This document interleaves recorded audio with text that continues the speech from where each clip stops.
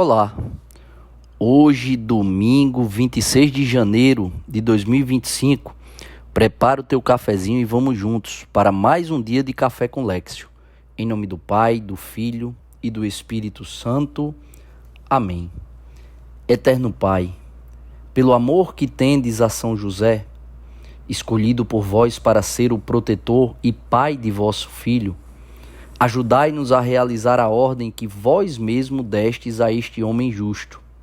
Levanta-te.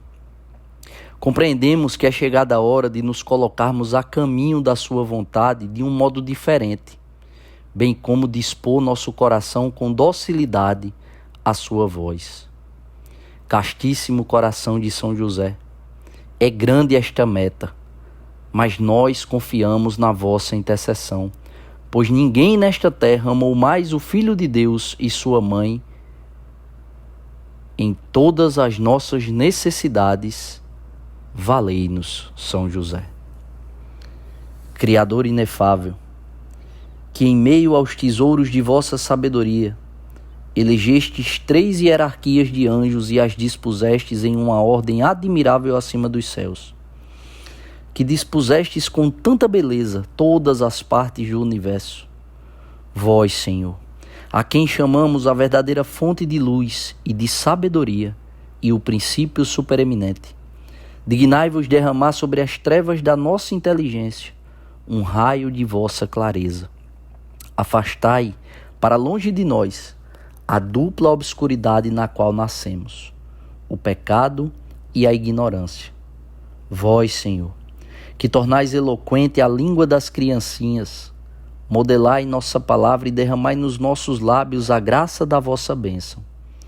Dai-nos a penetração da inteligência, a faculdade de lembrar-nos, o método e a facilidade do estudo, a profundidade na interpretação e uma graça abundante de expressão. Fortificai, Senhor, nosso estudo, dirigi o seu curso, aperfeiçoai o seu fim. Vós que sois verdadeiro Deus e verdadeiro homem, e que viveis nos séculos dos séculos. Amém. Ave Maria, cheia de graça, o Senhor é convosco. Bendita sois vós entre as mulheres, e bendito é o fruto do vosso ventre, Jesus. Santa Maria, Mãe de Deus, rogai por nós, pecadores, agora e na hora da nossa morte. Amém.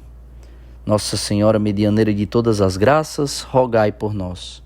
São José, providenciai e intercedei por nós. Continuamos unidos em nome do Pai, do Filho e do Espírito Santo. Amém.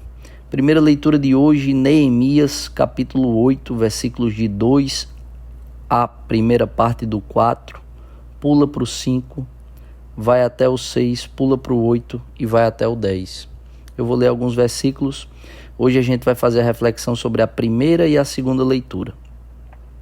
Naqueles dias o sacerdote Esdras apresentou a lei diante da assembleia de homens, de mulheres e de todos os que eram capazes de compreender. Estando no lugar mais alto, ele abriu o livro à vista de todo o povo. E quando o abriu, todo o povo ficou de pé. Depois inclinaram-se e prostraram-se diante do Senhor com o rosto em terra. O governador Neemias e Esdras, sacerdote e escriba, disseram a todos: Este é um dia consagrado ao Senhor vosso Deus. Não fiqueis tristes, nem choreis. Sabe por que eles disseram isso? A palavra explica. Pois todo o povo chorava ao ouvir as palavras da lei. E Neemias disse, dentre outras coisas, no final ele diz: Não fiqueis tristes, porque a alegria do Senhor será a vossa força. O resumo aqui é o seguinte: foi lido o livro da lei, as regras, a lei, as normas dadas por Deus, e o povo ficou triste, porque é difícil a gente renunciar à nossa vontade. A gente tem uma inclinação para descumprir e não cumprir a regra. cumprir regras, obedecer preceitos, dói na nossa carne.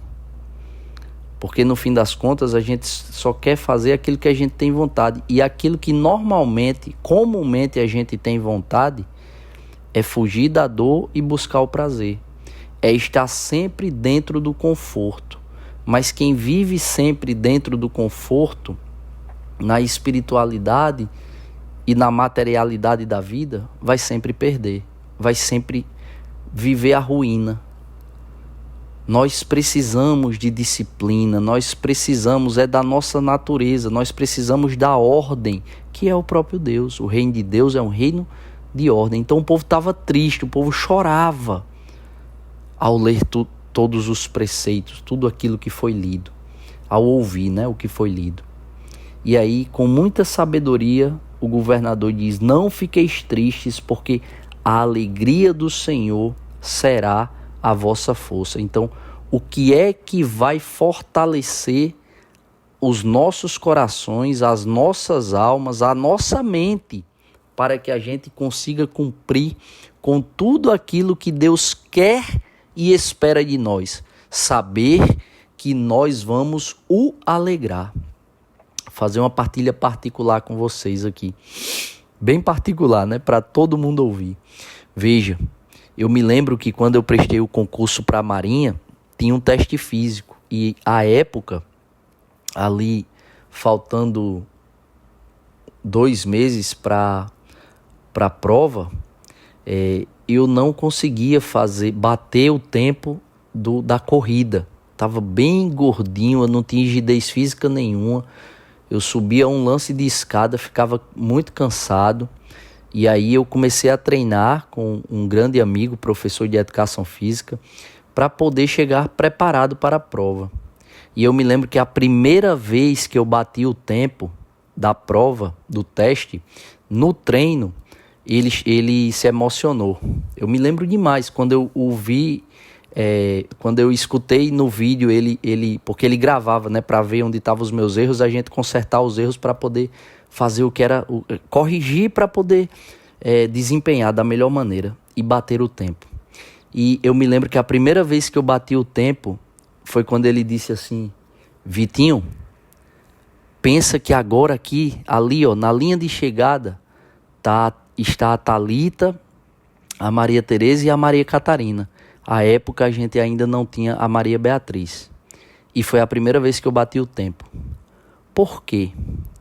Porque quando a gente tem um porquê, quando a gente tem um para quê, quando a gente tem uma causa, é muito mais do que uma motivação.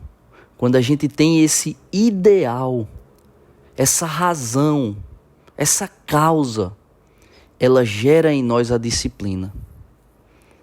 A gente começa a fazer aquilo que deve ser feito, muito mais do que aquilo que a gente quer fazer.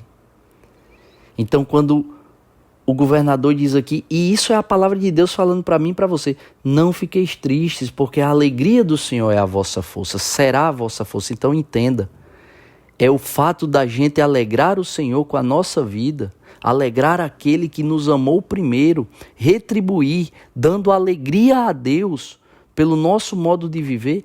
É isso que deve disciplinar as nossas ações e as nossas decisões, de modo que a gente vai decidir por aquilo que é honesto, por aquilo que é justo, por aquilo que vai deixar o Senhor feliz, de modo que a gente vai decidir por aquilo que é a vontade de Deus, que é a palavra de Deus, e não necessariamente a nossa vontade, até que a nossa vontade se transforme na vontade de Deus, até que o nosso jeito de viver se configure no jeito que Deus quer que a gente viva, segundo a palavra de Deus. Então, você sempre lembre, quando tiver difícil de dizer não ao pecado, à sua própria carne, à concupiscência, às suas más inclinações, lembre que essa renúncia alegra o coração de Deus. Você renunciando à sua vontade, à sua má inclinação para fazer a vontade de Deus, você está alegrando o coração de Deus. E essa deve ser muito mais do que a motivação, mas a causa que vai fazer você ter disciplina. Caiu, levanta e continua. Para a gente vencer na vida e, sobretudo, fazer a vontade de Deus, a gente não precisa ser especial. A gente precisa ser aquilo que muitos não são: consistente. Ser consistente não é não vacilar, mas é, apesar do vacilo, levantar e continuar tentando, fazendo aquilo que tem que ser feito. E aí a gente vai ganhando estatura, força. A força vai aumentando, vai ficando menos difícil fazer as renúncias, vai ficando mais fácil fazer a vontade de Deus. E a alegria do Senhor é a nossa causa, é causa da nossa alegria, é o que faz a gente correr. Assim como imaginar a imagem da minha esposa e das minhas filhas na linha de chegada me fez correr mais rápido e bater o tempo, assim é a nossa vida cotidiana. Quando ficar difícil não pecar, a gente imagina, mas se eu pecar eu vou entristecer o coração de Deus, mas se eu não pecar eu vou alegrar o coração de Deus. E aí isso vai fazer com que a gente de fato sempre escolha pela vontade de Deus, pela graça de Deus, e sempre escolha por dizer não ao pecado. A segunda leitura de hoje está em Coríntios, capítulo 12, versículos de 12 a 30. São Paulo faz aquela reflexão sobre os membros, de um corpo só.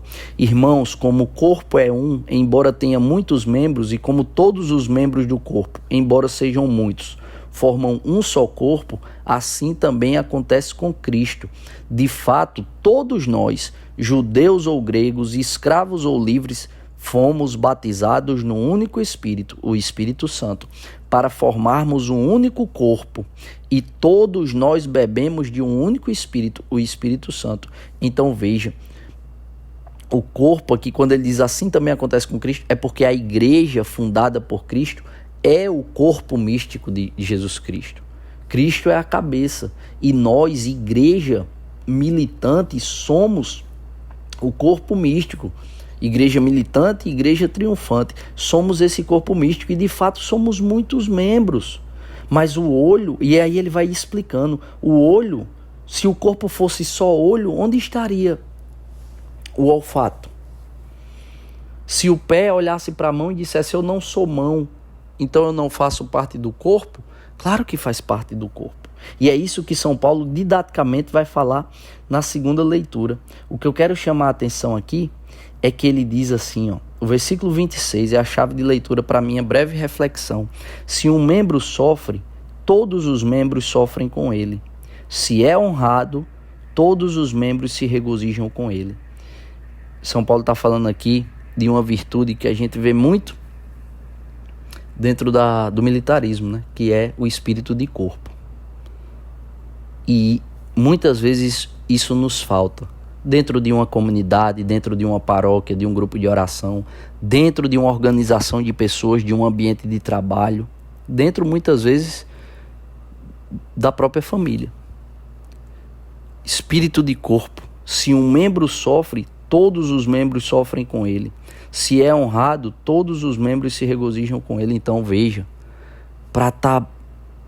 se está ruim para o meu irmão, eu tenho que sentir isso. Tem que estar ruim para mim também. Se está bom para o meu irmão, vai estar bom para mim. E muitas vezes a gente, de modo velado, disfarçado, a gente sente inveja, ciúme quando vê o nosso irmão na igreja se destacar.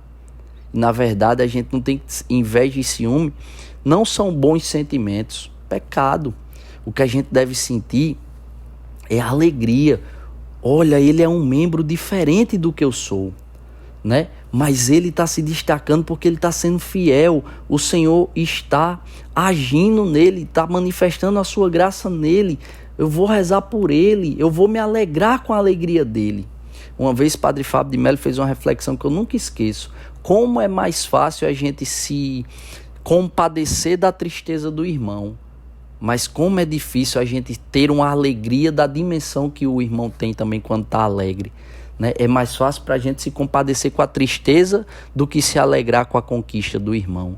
espírito de corpo. Peçamos ao Espírito Santo a graça de ter o espírito de corpo. Quando o nosso irmão sofre, está em crise, está vivendo um momento difícil, que a gente possa sentir isso dentro do nosso coração, para que a gente sinta e vá em direção a ele e tente o ajudar da melhor maneira possível. Assim como também quando a gente se vê um membro da igreja, o irmão, a irmã, o próximo, se destacar em seu ministério, que a gente possa se alegrar, que não possa ser motivo de fazer biquinho, de fazer careta, de ficar com ciúme, de ficar tentando apagar a luz que tem no meu irmão, no nosso irmão. Não, mas que nós possamos ser degraus para que ele possa ter o suporte necessário para ascender ainda mais, para ser mais elevado. Veja, no final São Paulo diz: na igreja Deus colocou em primeiro lugar os apóstolos, em segundo lugar os profetas, em terceiro lugar os que têm o dom e a missão de ensinar, depois outras pessoas com dons diversos,